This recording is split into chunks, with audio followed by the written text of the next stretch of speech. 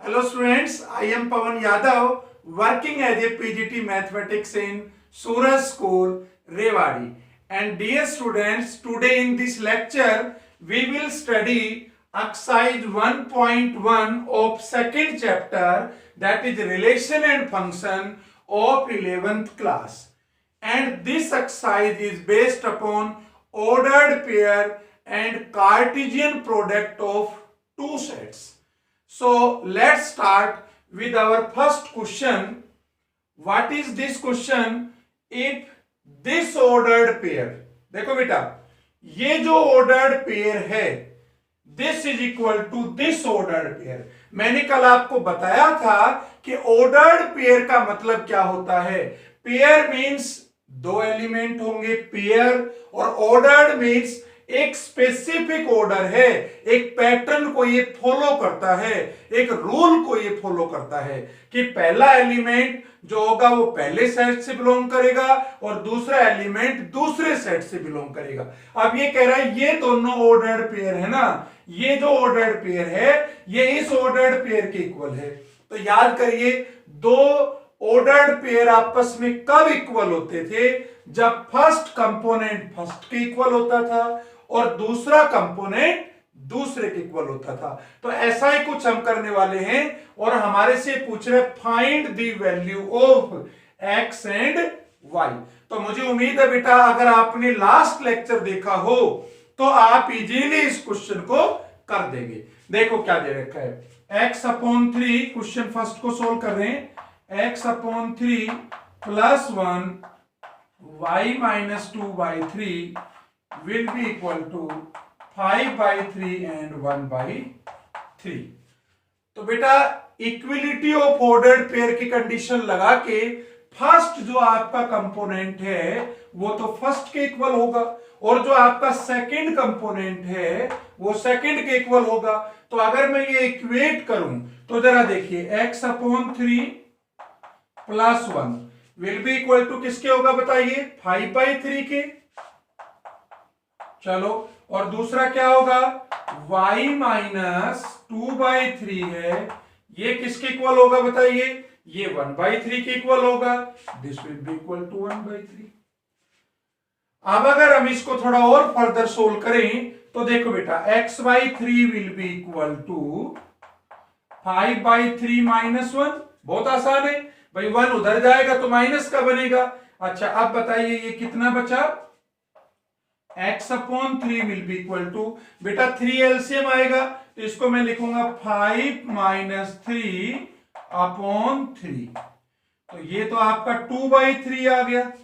ठीक है, और कहीं कहीं से जब आप क्रॉस मल्टीप्लाई करोगे तो ये 3 तो कैंसिल हो जाएगा. तो आपके पास क्या आंसर आया? x is equal to 2 answer आ गया. मतलब हमने इक्विलिटी की जब कंडीशन लगाई तो हमारे पास जो पहला आंसर आया x का वो 2 आ गया. चलो बात y की करते हैं. तो y माइनस 2 by 3 किसके इक्वल है? 1 by 3 के इक्वल है. तो y will be equal to किसके होगा? माइनस 2 by 3 उधर जाएगा तो ये बनेगा 2 by 3 प्लस 1 by 3. और अगर आप एलसीएम लें तो y is equal to 3 LCM आ गया बेटा.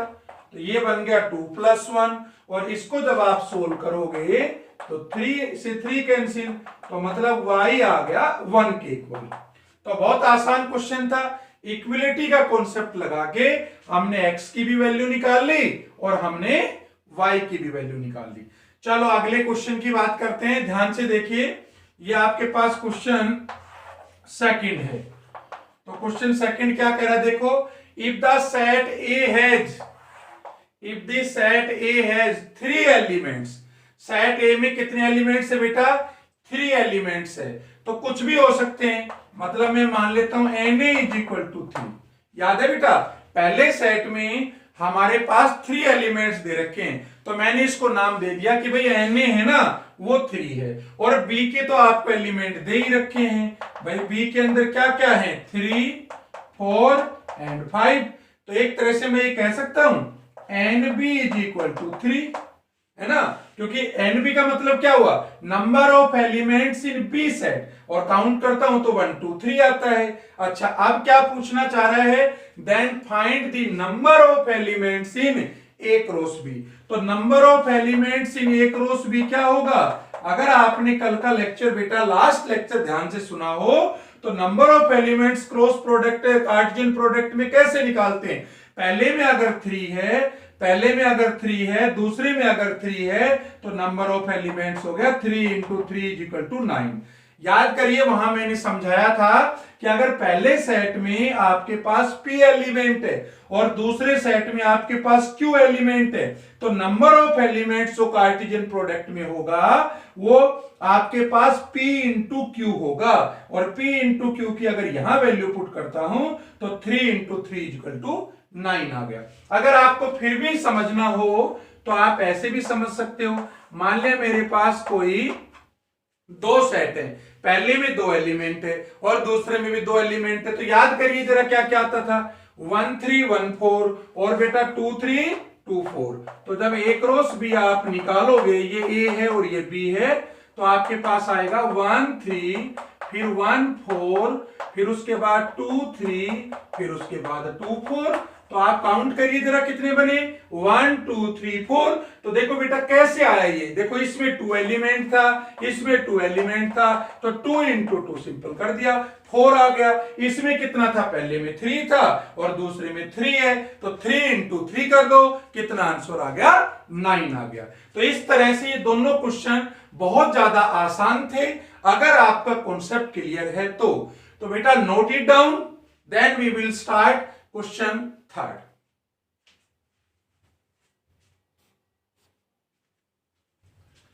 यस बेटा, अब हम स्टार्ट करते हैं क्वेश्चन थर्ड, और क्वेश्चन थर्ड क्या कह रहा है, if G is equal to, G एक फाइनाइट सेट है जिसमें 2 एलिमेंट्स दे रखे 7 and 8, and H is equal to 5 4 2, और जो दूसरा सेट H है उसमें भी 3 एलिमेंट्स है 5 4 एंड 2। अच्छा, क्या कहना चाह रहा है, फाइंड G क्रॉस H। तो सबसे पहले हमें निकालना है G क्रॉस H। तो देखो बेटा, G क्रॉस H कैसे निकालते थे, याद करिए, विल बी इक्वल टू 7 किसके साथ अटैच हो जाएगा, 5 के साथ, तो पहला तो बन जाएगा 7 5, उसके बाद बताइए 7 4, फिर बताइए क्या लिखेंगे 7 2, फिर क्या लिखेंगे 8 5, फिर क्या लिखेंगे 8 4, फिर क्या लिखेंगे 8 2। ये आपका क्रॉस का आंसर आ गया, ये आपके पास आ गया G क्रॉस H। याद करो G में कितने एलिमेंट है, 2 है, H में कितने हैं, 3 है, तो बेटा टोटल एलिमेंट्स कितने आएंगे, 2 इंटू 3, तो 2 इंटू 3 करोगे तो कितने आएंगे, 6 आएंगे। याद करिए 1 2 3 4 5 6, आंसर आ गया। एक तरीका और भी था समझने का, याद करिए आपको बताया था कल कि ये 7 और 8 है, और इधर आपके पास जो एलिमेंट दे रखे हैं 5 4 और 2 था, तो आप क्या करेंगे जरा बताइए, यहां पे जो 7 है वो 5 से भी कनेक्टेड है, 4 से भी हो सकता है और 2 से भी, तो 3 पेयर्स तो ये बन गए 7 5 7 4 7 2, और बेटा 3 पेयर्स ये बन जाएंगे 8 5 8 4 और आपके पास 8 2। तो यहां पे जो मैंने 8 5 के बाद फिर से 8 5 लिख दिया, तो ये कहीं न कहीं 8 4 आएगा। ठीक है बेटा, तो आप देखिए 7 5 7 4 7 2 और 8 5 8 4 एंड 8 2, ये भी तरीका हो सकता है। और एक समझने का और भी तरीका मैंने आपको बताया था, याद हो तो आपको, कि ये आपके पास एक्स एक्सिस है, ये आपके पास वाई एक्सिस है। एक्स एक्सिस पे बताइए क्या क्या वैल्यू है, 7 एंड 8, ठीक है, तो ये आपके पास कहीं कहीं 7 ले ले, ये मैंने यहाँ पे 8 ले लिया, और इसके ऊपर वाई पे क्या है 5 4 2, तो यहां पे मान लिया 2 ले लिया, यहां पे 4 ले लिया और यहां पे 5 ले लिया। तो ये जहां जहां भी आपकी कट करेंगी लाइनें, वो पॉइंट्स आप लिख देंगे। तो बताइए इस पॉइंट के कोऑर्डिनेट क्या है, 7 2 आ जाएगा, इस पॉइंट के क्या आएगा 7 4 आ जाएगा, इसके क्या आएगा 7 5 आएगा। ठीक है, तो देखो वही तो आ रखे हैं 7 2 7 4 7 5। इसी तरह से ये 8 2, उसके बाद 8 4 और 8 5, ऐसे भी आप समझ सकते हो। तो आपका जो फाइनल आंसर है बेटा G क्रॉस H का, वो आपके पास ये आ गया।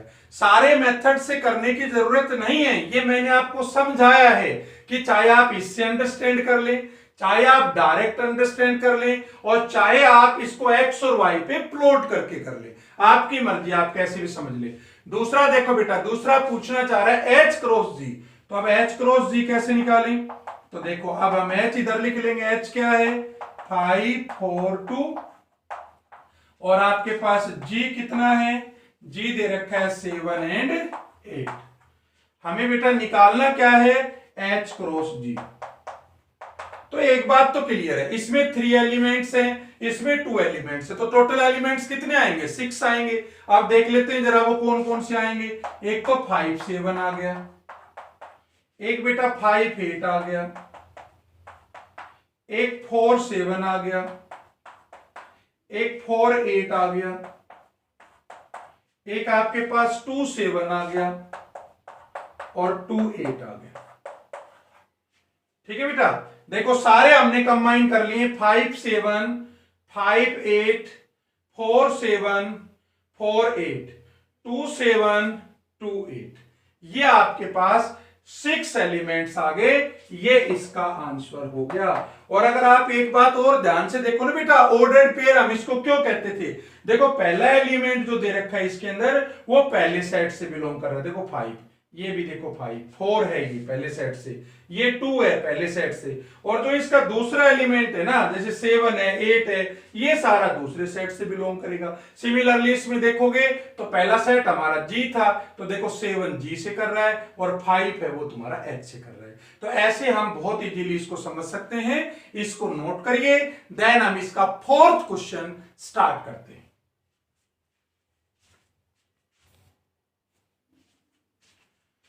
यस बेटा, अब हम नेक्स्ट क्वेश्चन की बात करते हैं। 4th क्वेश्चन पढ़िए, क्या पूछना चाह रहा है हमारे से। State whether the following statements are true और फॉल्स।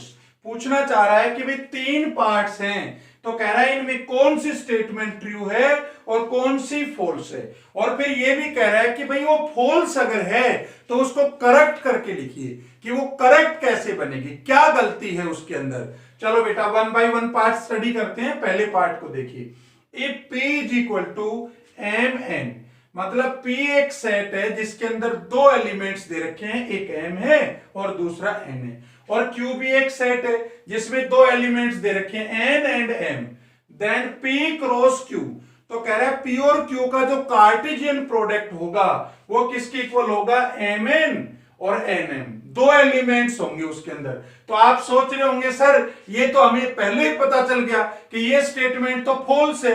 क्यों? क्योंकि सर आपने बताया था कि अगर पहले सेट में 2 एलिमेंट्स हो और दूसरे सेट में 2 एलिमेंट हो तो टोटल एलिमेंट तो 4 आएंगे, जबकि यहां पे कितने टोटल एलिमेंट आपके 2 दे रखे हैं, इसलिए ये स्टेटमेंट क्या होगी, फॉल्स होगी।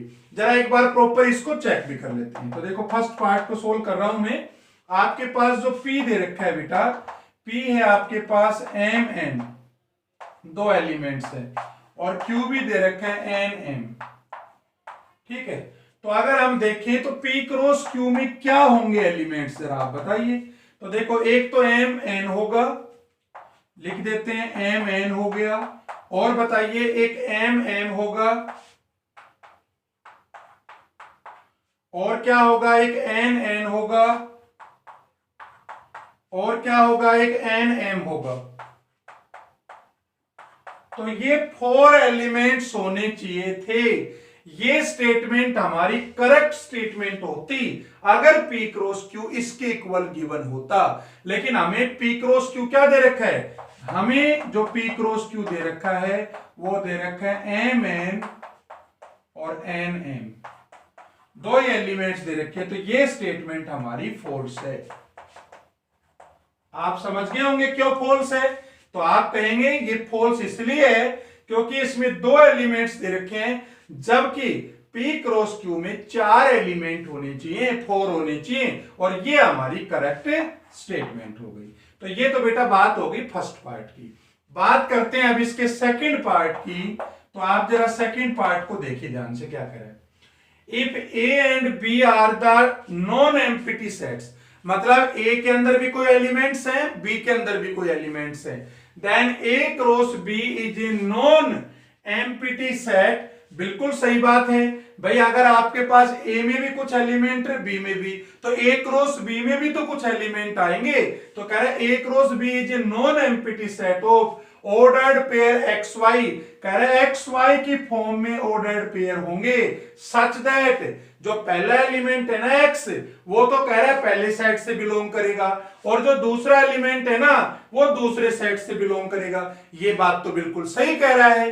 क्यों सही कह रहा है बिल्कुल, जरा बताइए बेटा। इस ऊपर वाले एग्जांपल से आप समझ सकते हैं कैसे। देखो ये आपके पास P दे रखा था, ये आपके पास Q दे रखा था, दोनों के दोनों आपके पास पता है फाइनाइट सेट है। आंसर P क्रॉस Q ये आ रहा है आपका, है ना।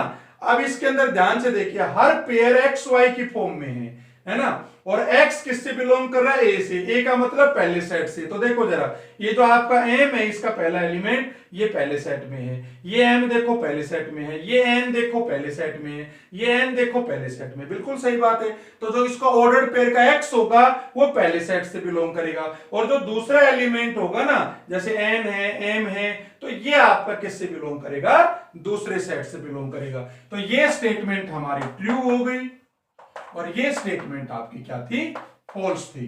चलो बात कर लेते हैं अब हम तीसरे पार्ट की बात कर लेते हैं। तीसरा पार्ट क्या कह रहा है, A तुम्हारा कोई फाइनाइट सेट है, B तुम्हारा कोई फाइनाइट सेट है, देन कह रहा है A cross B intersection phi is equal to phi.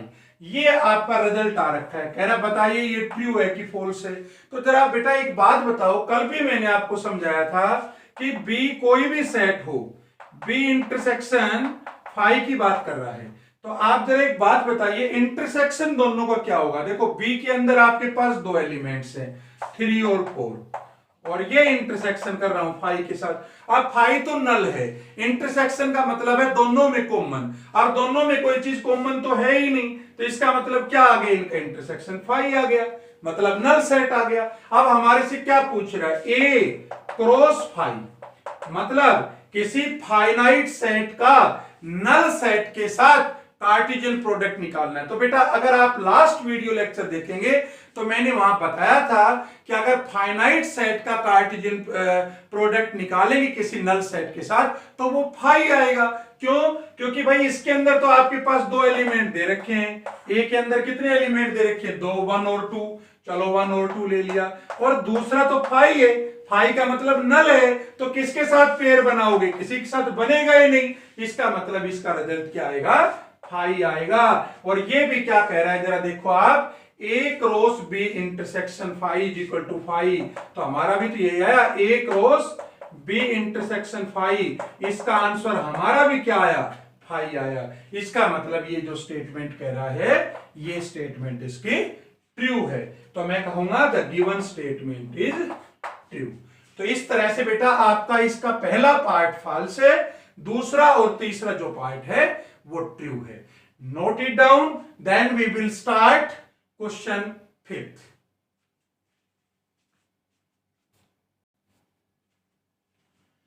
Yes बेटा, अब हम इसका 5th क्वेश्चन स्टार्ट करते हैं, और ये आपके पास 3 सेट्स दे रखे हैं। ठीक है, सेट एक ही है लेकिन आपसे A क्रॉस A पूछ रहा है ना। तो कैसे निकाले इसको। A के अंदर देखो कितने एलिमेंट्स दे रखे हैं, A के अंदर -1 और 1। अब तुम कहोगे सर A क्रॉस A निकालना तो बहुत आसान है, लेकिन A क्रॉस A कैसे निकालेंगे। देखो बेटा ये भी बहुत ज्यादा इजी है। आप क्या करेंगे, सबसे पहले किन्हीं दो का निकाल लीजिए। जैसे पहले दोनों का क्रॉस निकाल लीजिए, फिर जो रिजल्ट आएगा उसका तीसरे के साथ निकाल लेंगे। या एक तरीका और है भाई, लास्ट के दोनों का क्रॉस निकाल लीजिए, A क्रॉस A का, और देन उसका पहले के साथ क्रॉस निकाल लेंगे। तो दो तरीके हो गए ना। चलो स्टार्ट करते हैं। सबसे पहले हम निकालते हैं A क्रॉस A। तो देखो A क्रॉस A कैसे निकालेंगे, A के अंदर आपके कितने एलिमेंट्स हैं, -1 1, और दूसरे A के अंदर भी क्या होंगे बताओ, -1 और 1 सेम ही होंगे, है ना। तो देखो आपका ये भी ए है और ये भी है ए है, तो एक रो से कितना हुआ बताइए, एक रो से विल बी इक्वल टू, देखो बेटा -1 है, ये 2 के साथ पेयर बना रहा है, एक तो -1 और बताइए -1 ये बन गया। सिमिलरली ये 1 क्या होगा, 1 -1 के साथ और 1 तुम्हारा किसके साथ, 1 के साथ।